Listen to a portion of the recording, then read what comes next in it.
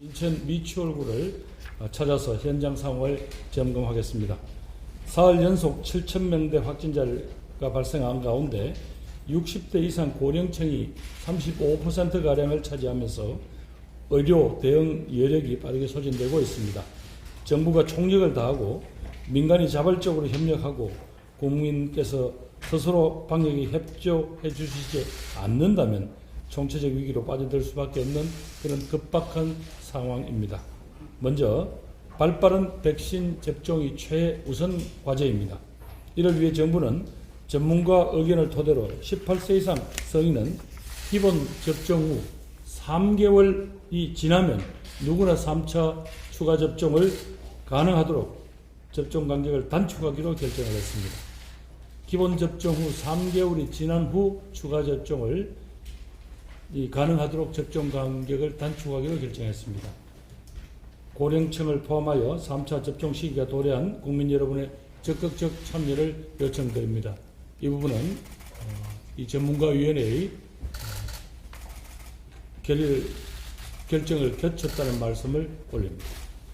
청소년층 기본 접종도 속도를 내야만 합니다. 수요 조사를 거쳐서 주말까지 세부 시행 계획을 마련하고 내주부터는 학교 단위로 찾아가는 백신 접종을 본격 추진할 예정입니다. 자녀들의 건강을 걱정하시는 부모님들이 많습니다. 정부는 전문가와 함께 백신 접종과 관련된 정확한 정보와 과학적 근거를 있는 그대로 제공해드리겠습니다. 청소년은 우리의 미래이기 때문에 이상 반응 발생 시에는 좀 더 특별하고 세심하게 배려하고 지원하겠습니다. 하루하루 급박하게 돌아가는 병상을 충분히 확보하는 일도 발등이 불입니다. 특히 예상보다 높아진 중증화율로 인해서 중증 환자 치료를 위한 병상이 시급합니다.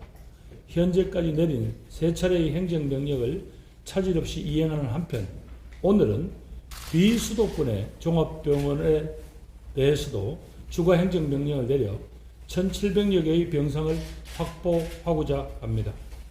병원 전체를 코로나19 환자 치료에 사용하는 거점 전담병원을 계속 지정해 나가고 군병원, 지자체 확보 병상, 특수병상, 감염병 전담 요양병원 등 여러가지 수요에 맞추어 중증 환자 병상을 확충해 나가겠습니다.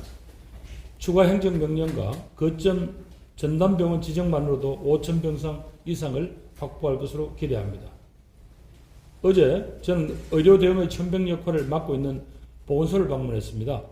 열악한 여건 속에서도 선별검사, 역학조사, 예방접종, 재택치료 등 방역과 관련된 거의 모든 일을 쉼 없이 감당해주고 계신 전국의 보건소 직원 여러분들께 감사와 격려의 뜻을 전합니다. 보건소의 가장 큰 고충은 만성적인 인력 부족 문제였습니다. 국민의 생명과 안전이 위협받는 비상 상황에서는 모든 부서가 방역 담당입니다. 각 지자체는 행정 인력의 일정 비율을 보건소로 재배치하는 방식으로 지원에 적극 나서 주시기 바랍니다. 행정안전부와 복지부는 보건소별 인력 운영 실태를 직접 현장을 찾아 점검하고 필요한 지원 대책을 마련해 주시기 바랍니다. 정부의 노력도 중요합니다만은 각청의 방역 참여도 절실합니다. 민간기업, 단체 등에서도 회식과 모임, 대규모 행사를 자제해 주시고 방역수칙 준수에 모범이 되어 주실 것을 거듭 요청드립니다.